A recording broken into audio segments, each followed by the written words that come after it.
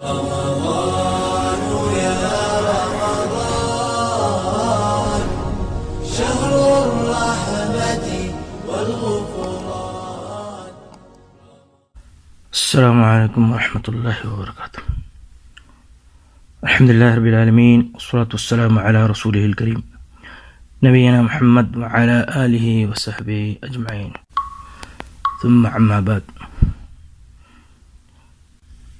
آج کا درس ہے جس کا عنوان ہے ماہ رمضان کی کچھ خاص عبادتیں.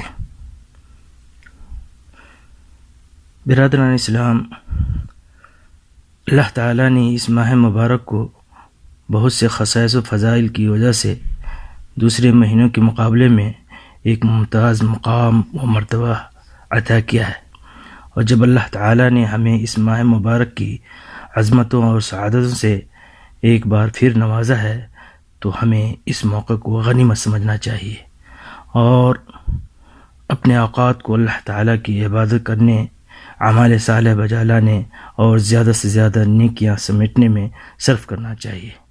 میں مناسب سمجھتا ہوں کہ یہاں ان اعمال اور افعال کا ذکر کر دوں جن کی ماہ رمضان میں خصوصی فضیلت اور تاکید بیان کی گئی ہے. نمبر 1، روزہ. اس میں کوئی شک نہیں کہ رمضان المبارک میں سب سے افضل اور اہم ترین عبادت روزہ رکھنا ہے. یہ ہر عاقل بالغ مسلمان مرد عورت پر فرض ہے. اللہ تعالیٰ نے فرمایا، یا ایھا الذین آمنوا کتب علیکم الصیام کما کتب علی الذین من قبلکم لعلکم تتقون. اے ایمان والو، تم پر روزے رکھنا فرض کیا گیا ہے جس طرح تم سے پہلے لوگوں پر فرض کیے گئے تھے تاکہ تم تقوی اختیار کرو. یہ سورہ بقرہ کی آیت ہے، 183 آیت. نبی کریم صلی اللہ علیہ وسلم نے فرمایا کہ من صام رمضان ایمانا و احتسابا غفر له ما تقدم من ذنبه. جس نے ایمان اور اجر و ثواب کی امید میں رمضان کا روزہ رکھا، اس کے گزشتہ صغیرہ گناہ معاف کر دیے جاتے ہیں. نیز آپ صلی اللہ علیہ وسلم نے فرمایا کہ اللہ تبارک و تعالی فرماتا ہے، بنو آدم کا ہر عمل اس کے لیے ہے سوائے روزہ کے، وہ میرے لیے ہے اور میں اس کا بدلہ دوں گا.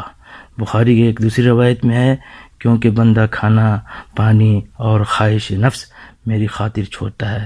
یہ صحیح بخاری کی حدیث ہے، حدیث نمبر 1901 ہے. دوسرا نمبر، قرآن کریم کی تلاوت کرنا.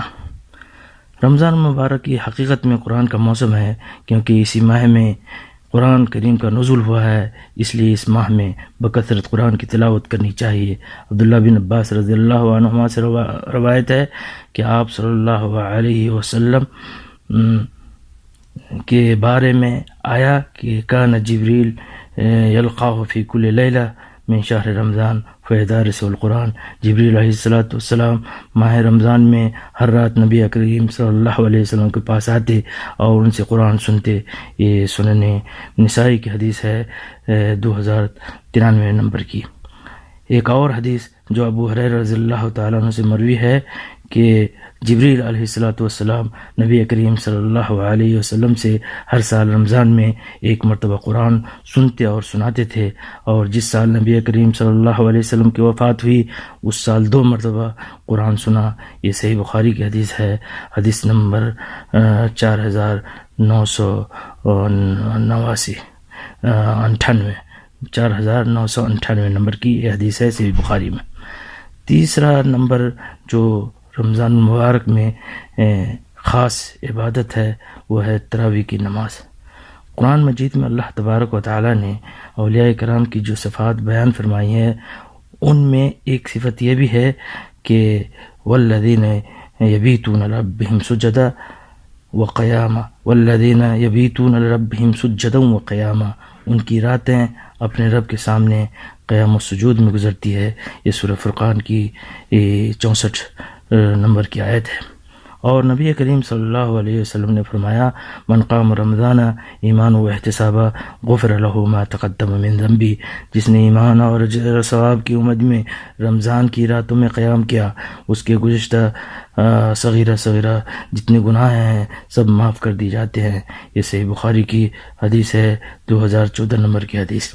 اسی طرح 4 نمبر میں صدقہ خیرات کرنا۔ عبداللہ بن عباس رضی اللہ تعالیٰ عنہما فرماتے ہیں کہ کان النبی صلی اللہ علیہ وسلم اجود الناس بالخیر وکان اجود ما یکون فی رمضان فاذا لقیہ جبریل کان اجود بالخیر من الريح المرسلہ۔ نبی کریم صلی اللہ علیہ وسلم بھلائی کے کاموں میں سب سے زیادہ سخی تھے۔ آپ صلی اللہ علیہ وسلم جب جبریل علیہ السلام سے ملتے تو آپ کی سخاوت تیز ہوا سے بھی زیادہ ہوتی تھی۔ یہ صحیح بخاری کی حدیث ہے، 1902 نمبر کی حدیث۔ لہذا رمضان المبارک میں عام دنوں کے مقابلے میں صدقات و خیرات کا زیادہ اہتمام کرنا چاہیے۔ اسی طرح 5واں نمبر جو ہمیں خاص طور پر رمضان المبارک میں عبادت کرنی چاہیے وہ اعتکاف ہے، اور یہ اعتکاف سنت مؤکدہ کفایہ ہے۔ مرد کے لیے اعتکاف مسجد میں ہے۔ رمضان مبارک کی ایک خصوصی عبادت یہ اعتکاف ہے۔ حضرت ابو ہریرہ رضی اللہ تعالیٰ عنہ فرماتے ہیں کہ نبی کریم صلی اللہ علیہ وسلم ہر سال رمضان میں 10 دنوں کا اعتکاف کرتے تھے۔ جس سال آپ صلی اللہ علیہ وسلم وفات ہوئی اس سال آپ نے 20 دنوں کا اعتکاف کیا تھا۔ یہ صحیح بخاری کی حدیث ہے، 2044 نمبر۔ اور میرے بھائیوں اسی طرح عورتوں کو بھی اعتکاف کرنا چاہیے۔ حدیث میں ہے، متفقن علیہ حدیث ہے، نبی کریم صلی اللہ علیہ وسلم کے ساتھ نبی صلی اللہ علیہ وسلم کی بعض بیویوں نے بھی اعتکاف کیا ہے۔ یہ متفقن علیہ حدیث ہے۔ اسی طرح میرے بھائیوں 6 نمبر میں روزہ کھلوانا۔ رسول اللہ صلی اللہ علیہ وسلم نے ارشاد فرمایا من فطر صائما کان لہ مثل اجرہ غیر انہ لا ینقص من اجر الصائم شیئا، جس نے کسی روزہ دار کا روزہ کھلوایا تو روزہ دار کے ثواب میں کچھ کمی کیے بغیر اس کو بھی روزہ دار کی مثل اجر ملے گا۔ یہ سنن ترمذی کی حدیث ہے، 807 نمبر کی حدیث ہے۔ اسی طرح میرے بھائیوں رمضان المبارک میں خاص عبادتیں جس کا کرنا ہمیں ضروری ہے وہ ہے آخری عشرہ کا اہتمام۔ تو آخری عشرہ کا اہتمام کرنا۔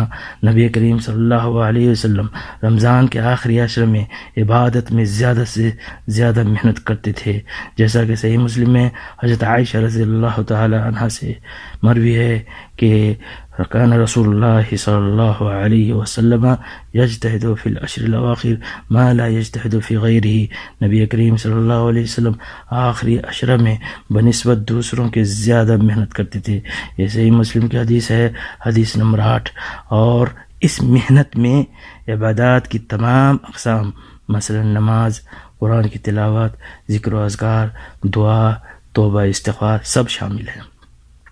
اسی طرح 8ویں چیز ہے شب قدر کا اہتمام کرنا۔ ماہ رمضان کی کچھ خاص عبادت میں سے شب قدر کا اہتمام کرنا۔ اس رات میں اس شخص کے گناہوں کی بخشش ہے جس نے اجر ثواب کی امید میں قیام اللیل کیا، تراویح کی نماز پڑھی۔ نبی کریم صلی اللہ علیہ وسلم ارشاد فرمایا من قام لیلۃ القدر ایمان و احتسابا غفر له ما تقدم من ذنبی، جس نے لیلۃ القدر میں ایمان کے ساتھ ثواب کی نیت سے قیام کیا اس کے گزشتہ صغیر گناہ معاف کر دیے جاتے ہیں۔ یہ صحیح بخاری کی حدیث ہے، 2014 نمبر کی حدیث ہے۔ اسی طرح رمضان المبارک میں عمرہ کرنا۔ ام معقل رضی اللہ عنہ سے مروی ہے، نبی کریم صلی اللہ علیہ وسلم نے فرمایا عمرۃ فی رمضان تعدل حجہ، رمضان میں عمرہ کرنا حج کے برابر ہے۔ یہ سنن ترمذی کی حدیث ہے، 939 نمبر کی حدیث ہے۔ اسی طرح عبداللہ بن عباس رضی اللہ تعالیٰ عنہما سے مروی ہے کہ ام سلیم رضی اللہ عنہ نے نبی کریم صلی اللہ علیہ وسلم سے آ کر عرض کیا اے اللہ کے رسول صلی اللہ علیہ وسلم، ابو طلحہ میرے شوہر نے اپنے بیٹے کے ساتھ حج کر لیا اور مجھے چھوڑ دیا، حج پر نہیں لے گئے۔ تو آپ صلی اللہ علیہ وسلم نے فرمایا اے ام سلیم عمرۃ فی رمضان تعدل حجۃ معی، رمضان میں عمرہ کرنا میرے ساتھ حج کرنے کے برابر ہے۔ صحیح ترغیب و ترہیب میں یہ حدیث ہے، 1118 نمبر کی حدیث ہے۔ میرے بھائیوں، اللہ تبارک و تعالیٰ سے دعا استغفار کرنی چاہیے، اس لیے 10واں نمبر ہے دعا اور توبہ استغفار۔ اس ماہ رمضان المبارک کی کچھ خاص عبادتوں میں سے توبہ اور استغفار کرنا۔ سورہ بقرہ میں جہاں پر اللہ تبارک و تعالی نے رمضان المبارک کے احکام و مسائل کو ذکر کیا ہے، وہیں درمیان میں دعا کا مسئلہ بیان کر کے یہ وعدہ کر دیا ہے کہ رمضان المبارک میں دعا کی بھی بڑی فضیلت ہے۔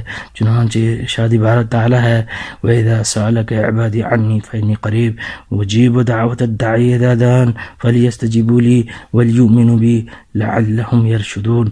جب میرے بندے میرے بارے میں آپ صلی اللہ علیہ وسلم سے سوال کریں تو آپ کہہ دیں کہ میں بہت ہی قریب ہوں، ہر پکارنے والے کی پکار کو جب کبھی وہ مجھے پکارے قبول کرتا ہوں۔ اس لیے لوگوں کو بھی چاہیے کہ وہ میری بات مان لیا کریں اور مجھ پر ایمان رکھیں، یہی ان کی بھلائی کا باعث ہے۔ یہ سورہ بقرہ کی 186 نمبر کی حدیث ہے۔ نبی کریم صلی اللہ علیہ وسلم نے فرمایا کہ جبریل علیہ السلام آئے تھے اور انہوں نے یہ دعا کی، بعد من ادرک رمضان فلم یغفر لہ قلت آمین۔ اللہ کی رحمت ہے، اللہ کی رحمت سے دور ہو گیا وہ آدمی، اللہ کی رحمت سے دور ہو گیا وہ شخص جس نے رمضان کا مہینہ پایا اور اس کے گناہ معاف نہ ہوئے اور اس پر میں نے آمین کہا۔ یہ صحیح ترغیب و ترہیب کی یہ حدیث ہے، حدیث نمبر 995 کی حدیث ہے۔